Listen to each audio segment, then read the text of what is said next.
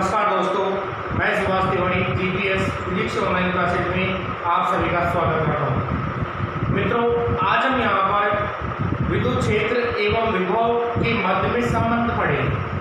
यानी जो विद्युत क्षेत्र होता है वो विभव के साथ में किस प्रकार से संबंध रखता है, इसके बारे में हमको यहाँ पर पढ़ना है।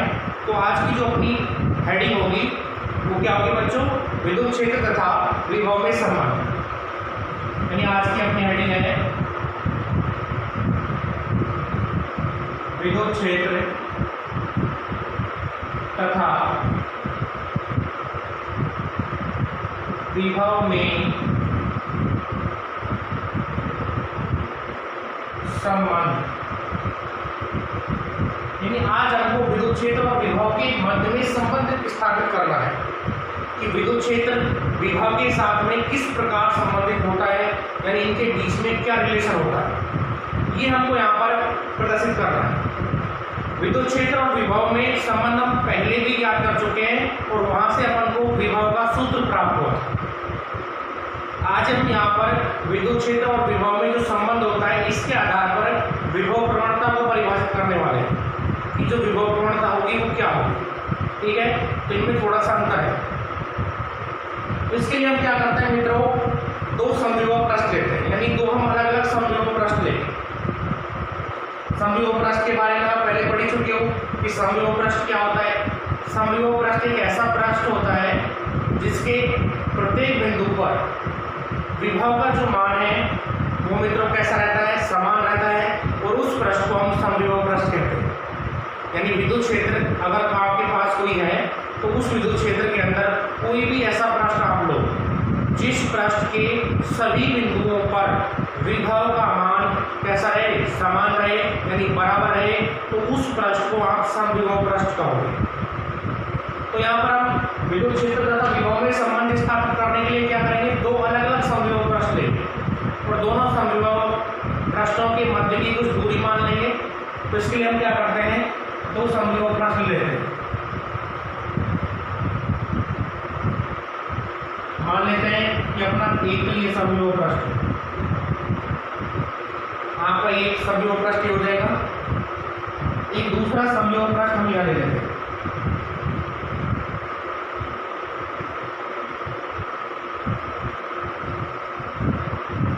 थोड़ा ध्यान दीजिए, ये दूसरा कोई समविभव पृष्ठ है, यानी आपके पास ये दो समविभव पृष्ठ है। ये वाला जो पृष्ठ है ये S1 पृष्ठ है और ये ऊपर का जो पृष्ठ है ये S2 पृष्ठ है। यानी यहाँ आपके पास दो अलग अलग समविभव पृष्ठ है। ये जो पृष्ठ है इस पृष्ठ के सभी बिंदुओं पर विभव का मान कैसा रहेगा मित्रों, समान रहेगा। और ये दूसरा जो पृष्ठ है इस पृष्ठ के भी सभी बिंदुओं पर विभव कैसा रहेगा, वो उस पर भी समान पाया जाएगा। लेकिन इस S1 पृष्ठ का विभव अलग होगा और S2 वाला जो आपका पृष्ठ है इस पृष्ठ का जो विभव ही अलग होगा। इस पृष्ठ के ऊपर तो सभी जगह पर कहीं पर भी लेंगे विभव समान रहेगा, लेकिन इस पृष्ठ पर विभव और दूसरे वाले पृष्ठ पर जो विभव होगा वो कैसा रहेगा मित्रों, अलग अलग होगा। तो S1 जो आपका पृष्ठ है इस पृष्ठ पर विभव का मान हम मान लेते हैं V है। दूसरा जो पृष्ठ है आपका S2, इस पृष्ठ पर विभव का जो मान है वो V माइनस dV है। दूसरे पृष्ठ पर विभव हमने V माइनस dV मान लिया, यानी इस पृष्ठ पर विभव कैसा है बच्चों, ज्यादा है, और ऊपर वाला ये S2 जो पृष्ठ है इस पृष्ठ पर विभव का मान कैसा है, कम है। कितना कम है, dV कम है। इसके विभव की तुलना में दूसरे वाले पृष्ठ का जो विभव है वो कितना कम है, dV कम है। ठीक है, और इन दोनों पृष्ठों की हम यहाँ पर दोनों पृष्ठों को किस प्रकार से मान रहे हैं, मान लेते हैं एक पृष्ठ ये है और दूसरा पृष्ठ ये है।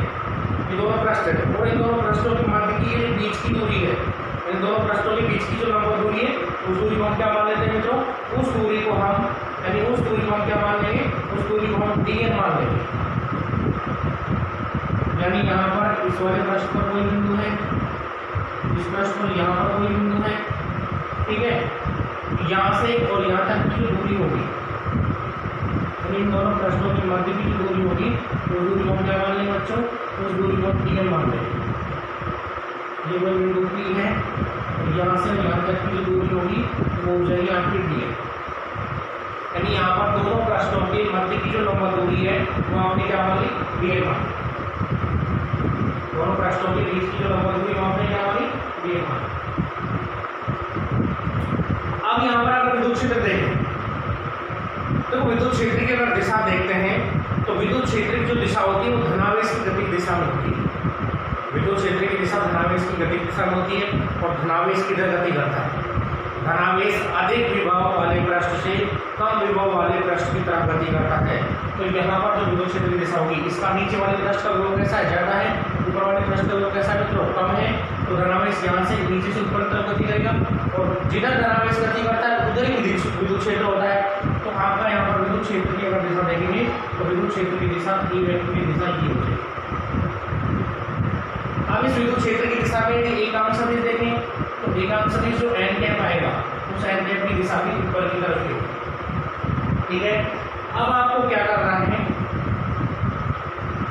S1 जो प्रश्न आपका इसके बिंदु P से, S1 पृष्ठ के बिंदु P से dr दूरी पर या dr विस्थापन पर आपको कोई बिंदु यहाँ पर लेना है। तो आपने इस बिंदु P के साथ में dr दूरी पर कोई बिंदु Q ले लिया, यह आपका बिंदु Q है। S1 पृष्ठ पर आपका कोई बिंदु P था, इससे dr दूरी पर या dr विस्थापन पर आपने कोई बिंदु Q ले लिया।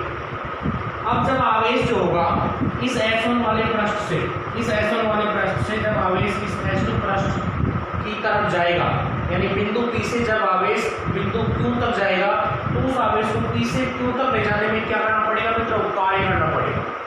और विद्युत क्षेत्र के अंदर किसी एकांक धनात्मक परीक्षण आवेश को एक बिंदु से दूसरे बिंदु तक ले जाने में जो किया गया कार्य होता है वही कार्य आपका क्या कहलाता है, वही कार्य आपका विभवांतर कहलाता है। तो जब आप एकांक आवेश को, एकांक धनात्मक आवेश को P से Q तक ले जा रहे हो तो इसको P से Q तक ले जाने में जो भी आप कार्य करोगे वही आपका जो कार्य होगा वो कार्य आपका क्या कहलाएगा मित्रों, वो कार्य आपका विभवांतर कहलाएगा, यानी वो विभव का अंतर कहलाएगा। तो P से Q का यानी Q का P के साथ में जो सदिश होगा वो क्या हो जाएगा, dr वेक्टर हो जाएगा। अब यहाँ पर ये जो dr वेक्टर है ये इस रेखा के साथ में यानी विद्युत क्षेत्र के साथ में कितना कोण बना रहा है बच्चों, ये कोण हम क्या मान लेंगे, थीटा मान लेंगे। तो यहाँ पर अगर देखें तो आवेश को, एकांक धनावेश को P से Q तक ले जाने में आपको जो भी कार्य करना पड़ेगा वही आपका कार्य क्या कहलाएगा मित्रों, विभवांतर कहलाएगा।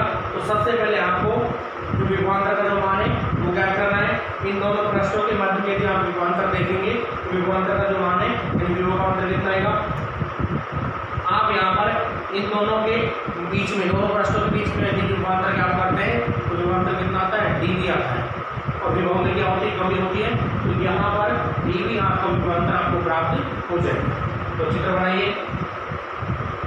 अब इसमें हमको लिखना क्या है, हमारे पास यहाँ पर S1 और S2 पृष्ठ है, S1 समविभव पृष्ठ है, दूसरा S2 समविभव पृष्ठ है। इन दोनों के बीच की लंबवत दूरी कितनी है, P से P बिंदु से लेकर के यहाँ बीच नोड तक, ये पृष्ठ पर मध्य में दो बिंदु है, P से Q तक की जो डिस्टेंस होगी तो दोनों के बीच की लंबवत दूरी कहते हैं। नोट कीजिए। हम इसमें क्या लिखेंगे, माना कोई दो समविभव पृष्ठ, समविभव पृष्ठ S1 व S2 है, इनके बीच की लंबवत दूरी, इनके बीच की लंबवत दूरी आपने क्या मानी है, dl है। अब यहाँ पर S1 पृष्ठ का विभव आपने v माना है, S2 का आपने v माइनस dv माना। तो आप क्या लिखोगे, इन प्रश्नों के विभव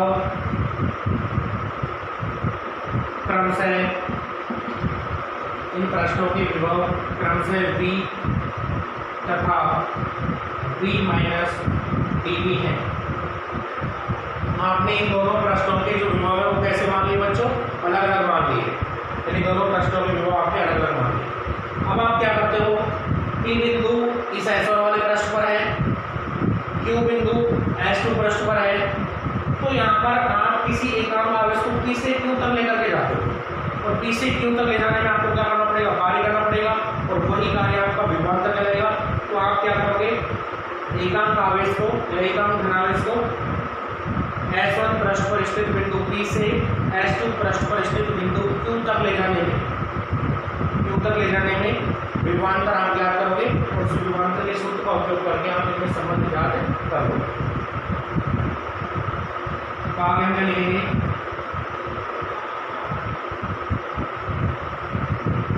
शॉर्ट में लिख लो, एकांक आवेश को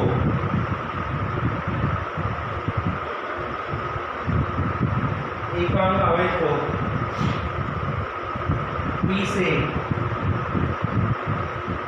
Q तक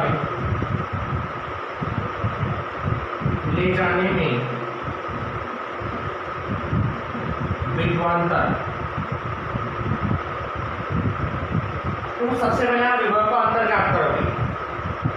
इस वाले विभव में से इस वाला विभव घटा तो माइनस डी आ जाएगा। माइनस का चिन्ह इसका मतलब विभव में क्या हो रही है बच्चों, कमी हो रही है। माइनस का चिन्ह इसका मतलब विभव में क्या हो रही है, कमी हो रही है। तो विभव का अंतर क्या हो जाएगा, डी भी हो जाएगा। डी भी बराबर विभवांतर का आपने एक सूत्र पढ़ा है, डी भी बराबर minus E vector dot D R vector. ये सूत्र आप पढ़ सकते हो। विभवांतर डी बराबर देखो विभव ज्ञात करते हैं तो इसका समाकलन कर देते हैं, कहाँ से कहाँ तक, अनंत से लेकर के आर तक कर देते हैं। लेकिन ये विभवांतर समाकलन करने की आवश्यकता नहीं है। तो डी बराबर होता है minus E vector dot D R vector. ये आपका विभवांतर हो जाएगा। किसी की उत्तर आवेश को ले जाओगे तो आपका विभवांतर डी भी होगा और इसका मान minus E vector dot D R vector प्राप्त आपको हो जाएगा। इसको यदि आगे आप सोल्व करोगे, ई वेक्टर और डी आर वेक्टर इन दोनों के बीच का यदि कोण देखें तो इन दोनों के बीच का कोण कितना आता है बच्चों, यहाँ पर इन दोनों के बीच का जो कोण वो थीटा है। दोनों के बीच का कोण क्या है, थीटा है। तो क्या हो जाएगा, डी वी बराबर minus E D R cos theta. विभवांतर का मान E D R cos theta आ जाएगा। इस डी आर को इधर ले आए तो बटे में आ जाएगी। ये जो डी आर इसको यहाँ से हटाना हो तो डी आर इसके डी वी बटे में आ जाएगा। तो हम इसको लिख सकते हैं डी वी बटे डी आर बराबर minus E cos theta. D V बटे डी आर बराबर माइनस ई cos थीटा प्राप्त हो जाएगा। डी वी बटे डी आर क्या है, विभव में दूरी के साथ परिवर्तन, या फिर हम कह सकते हैं कि विभव में स्थिति के साथ परिवर्तन। ये डी वी बटे डी आर है, विभव में परिवर्तन की दर है। ये क्या है, तो विभव में परिवर्तन की दर है। ठीक है, डी वी बटे डी आर क्या है, विभव में स्थिति के साथ परिवर्तन, या फिर हम कह सकते हैं विभव में ये परिवर्तन की क्या है, दर है। विभव में स्थिति के साथ परिवर्तन की दर, इसको हम बोल सकते हैं। cos थीटा को अगर देखें तो cos थीटा का यदि अधिकतम मान देंगे तो cos थीटा का मैक्सिमम जो मान होता है टेबल के अंदर, थीटा का मान 0 से लेकर के थीटा का मान यदि 180 तक देंगे तो थीटा बराबर 0 डिग्री पर cos थीटा अधिकतम होता है 1। तो अगर डी बटे डी आर का आपको मैक्सिमम मान ज्ञात करना है तो आप थीटा की क्या रखोगे, 0 रखोगे, जिससे cos थीटा 1 हो जाएगा और वो मान ई के बराबर हो जाएगा। ठीक है, इससे आगे आपको क्या करना है, क्योंकि आप थीटा की जगह क्या रख दो, 0 रख दो। थीटा बराबर आप 0 डिग्री रखते हो तो मान क्या आ जाएगा, cos थीटा बराबर 1 हो जाएगा। तो ये cos थीटा का अधिकतम मान, और डी वी बटे डी आर का जो मैक्सिमम मान आएगा वो कितना आ जाएगा, डी वी बटे डी आर का ये जो मान होगा वो कैसे हो जाएगा, तो ये मैक्सिमम मान हो जाएगा और इसका मान माइनस ई के बराबर है। अगर ऐसे ई का मान देखें, इस माइनस को उधर ले आए तो हम यहाँ से लिख सकते हैं ई बराबर माइनस डी वी बटे डी आर। इसके साथ मैक्सिमम लिखना चाहे तो आप मैक्सिमम भी लिख सकते हैं। अब यहाँ पर ये जो डी वी बटे डी आर है, डी वी बटे जो डी आर है, इसी को हम यहाँ पर विभव प्रवणता कहते हैं। यानी विभव में स्थिति के साथ परिवर्तन की जो दर है वो आपकी क्या कहलाती है, विभव प्रवणता कहलाती है। परिवर्तन की दर का जो अधिकतम मान होता है, यानी परिवर्तन की जो अधिकतम दर होती है उसी को क्या कहते हैं, वो विभव प्रवणता कहते हैं। डी बटे डी आर को, ये जो डी बटे डी आर है इसको बी को हटा दो ऐसे, डी बटे डी आर को एक ऑपरेटर के द्वारा व्यक्त किया जाता है जिसको हम डेल संकारक कहते हैं। यानी डी बटे जो डी आर है इसको हम क्या कहेंगे बच्चों, डेल संकारक कहेंगे। तो यहाँ पर नोट कीजिए आप कैसा कैसा आपको उतारना है।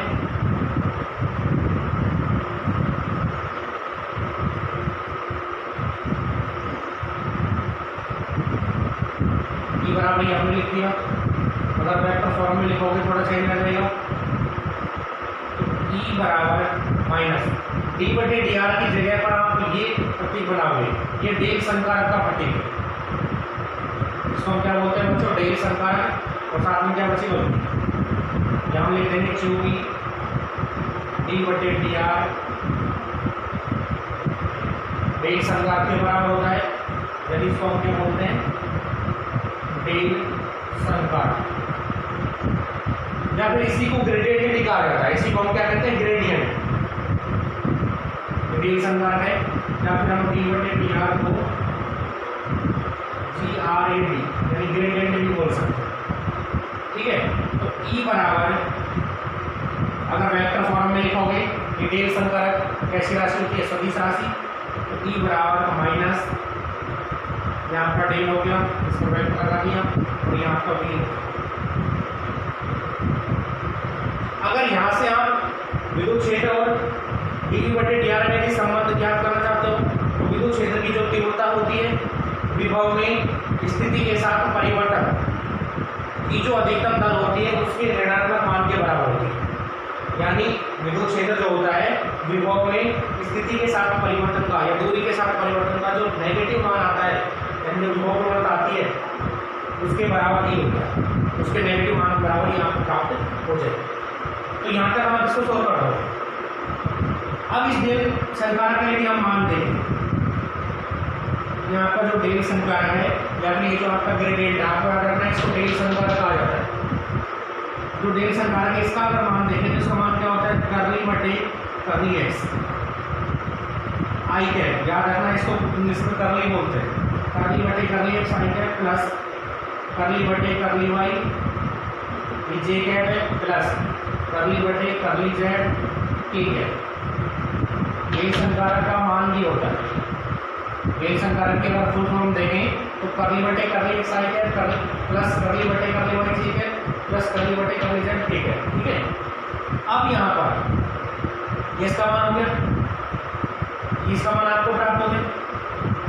इस डेल संकारक का मान आप याद रखो, ई वेक्टर बराबर माइनस का चिन्ह आ गया, कर्ली बटे curly X I cap plus curly बटे curly Y J cap plus curly बटे कर्ली जेड टी कैप। और साथ में क्या रहेगा बच्चों, बी बाहर है। इस वी को आप पहले इसके साथ बना दो, यहाँ चला जाएगा, फिर इसके साथ आ जाएगा, फिर इसके साथ आ जाएगा। तो आप क्या लिख सकते हो, ई वेक्टर बराबर माइनस का चिन्ह कर्ली बी बटे curly X I cap curly B बटे curly Y J cap plus curly B बटे कर्ली जेड ठीक है। ये मान आपको प्राप्त हो जाएगा। तो यहाँ तक इसे आप नोट कीजिए, नोट कीजिए इसे।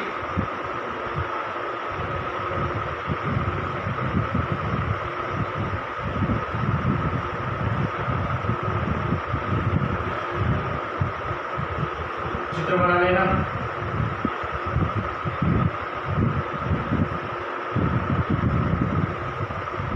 ई का अगर मान देखें, ई का ई जो आपका विद्युत क्षेत्र है, इस ई का अगर तीनों अक्षों के जो घटक है, ई के तीनों अक्षों का घटक निकालते हुए ई का अगर मान देखें तो ई बराबर क्या होता है, क्योंकि ई बराबर होता है ई वेक्टर बराबर A X I cap plus E Y J cap plus E Z T cap. 11th class में आपने ए वेक्टर का फॉर्मूला पढ़ा होगा। ए वेक्टर बराबर होता है ए X I cap plus A Y J cap plus E Z के कैप। अगर ई वेक्टर का फॉर्मूला ज्ञात करोगे तो ई वेक्टर बराबर ई का एक्स अक्ष पर घटक ई एक्स इसके साथ आई कैप प्लस ई का वाई अक्ष पर घटक ई वाई प्लस इंटू जे कैप प्लस ई का जेड अक्ष पर घटक ई जेड इंटू के कैप। ये हो जाएगा ई का ये जो मान इस मान